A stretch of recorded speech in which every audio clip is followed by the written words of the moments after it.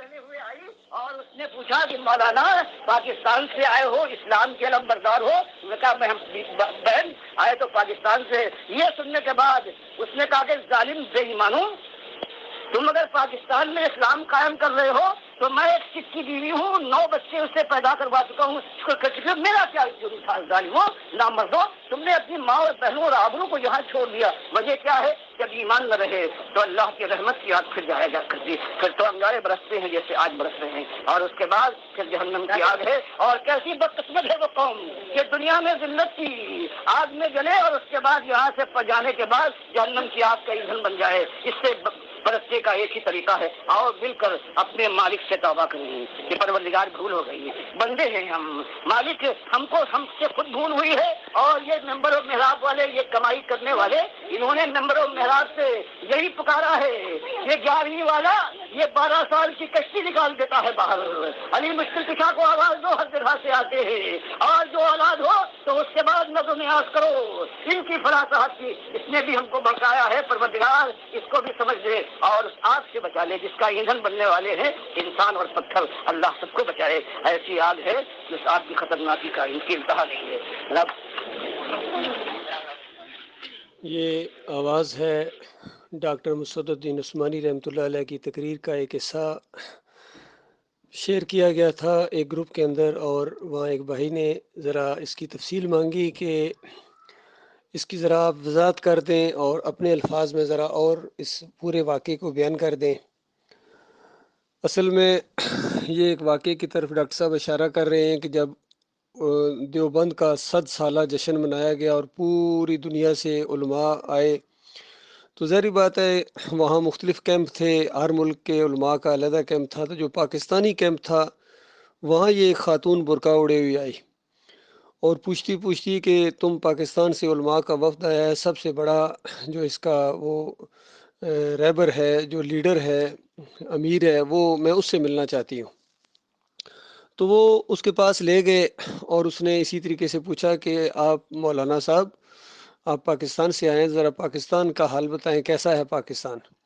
تو اس نے آگے اس کا بی بہت ہی اسلام ترقی کر رہا ہے اور بہت ہی پھیل رہا ہے اور مدرسے بن رہے ہیں اور اسٹوڈنٹ تیار ہو رہے ہیں اور بہت ہی دین بس زبردست طریقے سے پھیل رہا ہے۔ تو اس نے اپنے برقعے کے سامنے سے وہ ہٹایا پردہ اور اس کے منہ پر تھوکا اور کہا کہ بے ایمانو، یعنی جب پاکستان بنا تھا تو اس وقت تم یہاں ہمیں چھوڑ گئے تھے، اپنی عزت اور آبرو کو یہاں چھوڑ گئے تھے، تو اس کے بعد پتہ ہے کچھ کیا ہوا ہمارے ساتھ؟ پیچھے ان سکھوں نے اور ہندوؤں نے ہمارے ساتھ کیا کیا ہے؟ تو کسی سکھ کی بیوی بن گئی کسی طریقے سے، وہاں بیچی بھی گئی تھی خواتین اور پکڑی بھی گئی تھیں، تو اس کے بعد وہ کہنے لگی کہ 9 بچے میں اس سے پیدا کروا چکی ہیں۔ آپ غور کیجیے وہ کیسی غیرت مند کوئی خاتون تھی، کیسے ماحول کے اندر اس نے وہ دن گزارے ہوں گے، تو کیسا اس نے اپنے غبار اس نے نکالا۔ اور یہ صرف ایک خاتون نہیں، پتہ نہیں لاکھوں اور ایسی ہوں گی جن کے یہی جذبات ہوں گے۔ تو یہ اصل میں واقعہ پشاور کا ایک کوئی عالم دین تھا جس نے اپنی کتاب کے اندر لکھا کہ میں بھی اس وفد کے اندر شامل تھا، کوئی بجلی گھر کو اس طرح کی مسجد کا وہ امام تھا۔ تو اصل میں یہ ڈاکٹر صاحب کہہ رہے ہیں کہ دیکھو یہ کچھ تمہارے ساتھ ہوا ہے اس جمہوریت کی وجہ سے اور شرک اور کفر کی وجہ سے، نعرہ حیدری یا علی مدد لگانے کی وجہ سے اور عرس اور میلے کرنے کی وجہ سے، فرقہ بندی کی وجہ سے، کوئی بریلوی ہو، کوئی دیوبندی ہو، کوئی اہل حدیث ہو، تو یہ تمہارے ساتھ ہوا ہے، تمہاری ماں اور بہنوں کے ساتھ یہ کچھ معاملہ ہوا ہے، اور یہ تو دنیا کی ذلت اور خواری ہے، مرنے کے ساتھ جو تمہیں آگ لگنے والی ہے، ہمیشہ ہمیشہ تم اپنے اہل و عیال کے ساتھ وہاں جاؤ گے۔ تمہیں ذرا ہوش نہیں ہے کہ یہ ایمان عقیدے کی طرف تم نے آنا ہے، تم کفر و شرک کے اندر مبتلا ہو اور فرقے بنا رہے ہو۔ تو یہ دعوت اٹھائی تھی ڈاکٹر مسعد الدین عثمانی رحمۃ اللہ علیہ نے، جو ایک بہت بڑے عالم دین تھے، مجاہد تھے، آرمی افسر تھے، اور انہوں نے بہت زندگی کا ایک تجربہ تھا، جماعت اسلامی کے اندر بھی شروع میں تھے، بلکہ صف اول کے لوگوں میں سے تھے، اور مودودی کو بڑے قریب سے انہوں نے دیکھا۔ اور جب مودودی صاحب نے جمہوریت کا راستہ اختیار کیا تو پھر اس طریقے سے یہ باتیں سامنے آئیں گی، جو بھی اٹھتا ہے کہیں نہ کہیں آ کے پھر وہ کفر شرک کے ساتھ ساز باز کرتا ہے۔ آخر معاملہ کیا ہے؟ تو ڈاکٹر صاحب رحمۃ اللہ علیہ کہتے ہیں کہ اس کے بعد پھر میں نے خود دین کا اور بھی علم حاصل کیا، یعنی اپنے مطالعے کو اور ہر طریقے سے، اور ان لوگوں سے سند بھی لی۔ ڈاکٹر صاحب کہتے ہیں کہ اس کی پہلے چونکہ مودودی کی بات کو لوگ عام کہتے تھے عالم دین تو نہیں، مولویوں کو موقع مل جاتا تھا، تو کہتے ہیں میں نے دل پر پتھر رکھ کے ان سے یہ وفاق المدارس ملتان وہاں سے سند حاصل کی، اور اس کے بعد میدان میں آئے ہیں، تو ایک جماعت بن گئی الحمدللہ، لوگ ساتھ ملے ہیں۔ ڈاکٹر صاحب 1986 میں وفات پا گئے، اور اس کے بعد یہ دعوت آگے بڑھتی گئی، تیزی سے پھیلی بھی، اور جس طرح ایک چیز اٹھتی ہے پھر اس کے اندر زوال بھی آتا ہے، تو آہستہ آہستہ آ کے محمد حنیف ان کے جو امیر بنائے گئے تھے جماعت کے، یہ اس طرح کی مجاہدانہ اوصاف نہیں رکھتے تھے، بیوروکریٹ قسم کے آدمی تھے، تو آہستہ آہستہ بڑے طریقے کے ساتھ انہوں نے سلو پائزننگ کی، اور 2017 کے اندر آ کے انہوں نے پھر وہی مشرکانہ عقیدے اپنا لیے، دیوبندیوں والے اور بریلیوں والے اور تبلیغی جماعت والوں، اور سجدہ تعظیمی کے شرک کے اندر مبتلا ہو گئے۔ کہنا شروع ہو گئے کہ پورے خاندان نے، یعقوب علیہ السلام کے پورے خاندان نے یوسف علیہ السلام کے سامنے سجدہ کیا تھا، سجدہ تعظیمی۔ تو ان کو بتایا گیا کہ دیکھو یہ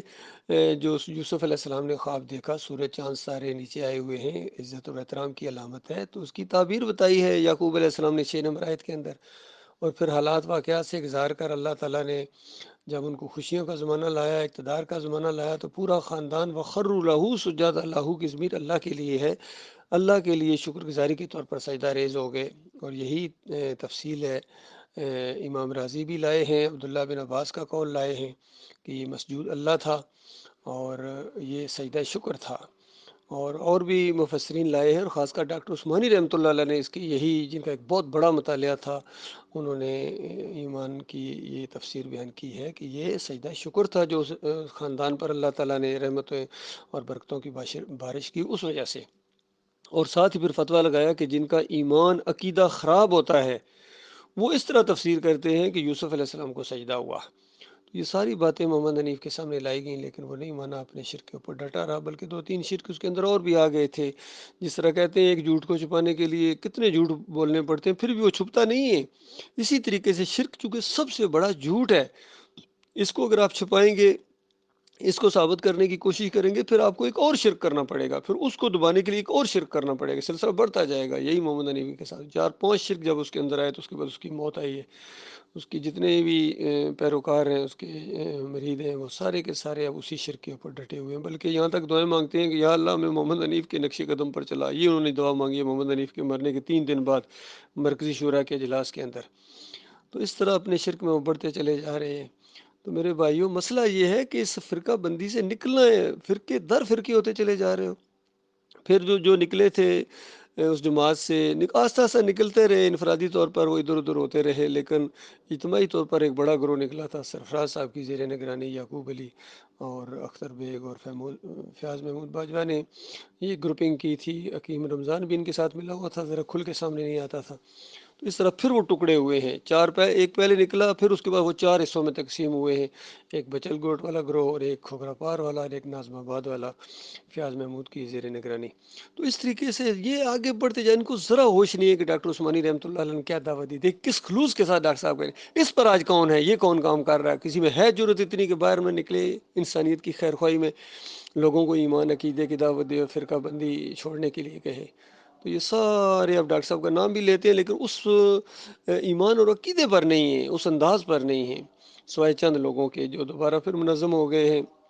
کراچی سے یہ مرکز یہاں ہم نے لاہور شفٹ کر لیا، چونکہ کراچی والوں سے قیادت گویا چھین لی گئی، انہوں نے نہ قدری کی ہے نہ شکری کی ہے اس ایمان عقیدے کی، اس جماعت کی، اور اس وجہ سے اب جو ہمارے ساتھی ہیں دوبارہ منظم ہو گئے۔ کمال خان صاحب کو ہم نے اپنا امیر بنایا ہے، اور اللہ کے فضل و کرم سے ابواللہ رسالہ بھی دوبارہ چھاپنا شروع کر دیا ہے۔ 27 نمبر ابواللہ پچھلے سال چھاپا تھا، اس سال 28 نمبر آ گیا ہے، 29 نمبر اب پوری تیاری کے اندر، اور دوسرے لٹریچر بھی ہم ڈاکٹر صاحب کا وہ ہم چھاپ رہے ہیں الحمدللہ۔ یہ لوگ بھی چھاپ رہے ہیں، لیکن لٹریچر چھاپنے سے کیا، اصل چیز یہ ہے کہ اس پر قائم کون ہوتا ہے، آن گراؤنڈ اس ایمان عقیدے کے اوپر اس کی دعوت کون دیتا ہے، اصل مسئلہ یہ ہے۔ تو جب ہم اسی انداز سے پھر یہ دعوت آگے لے کے بڑھ رہے ہیں، تو یہ کتنے ہیں ٹانگیں کھینچتے ہیں، دشمن بن گئے ہیں، القابات دیتے ہیں، فتوے لگاتے ہیں، کبھی گستاخ رسول کے، جب ہم ان کے دماغوں کے اندر گمبد بھی چلا گیا ہے، نہ اس کو شرک کرتے ہیں، نہ جمہوریت کو اب شرک کہتے ہیں یہ، اور بے حق فلاں بے حرمت فلاں کا بھی عقیدہ ان کے اندر آ گیا ہے، تو یہ شرک کے اندر پھر اسی لائن پر چل پڑے ہیں۔ ہمیشہ یہی ہوا ہے، انبیاء کے ماننے والے ایسے ہوئے ہیں بعد میں، تو یہ تو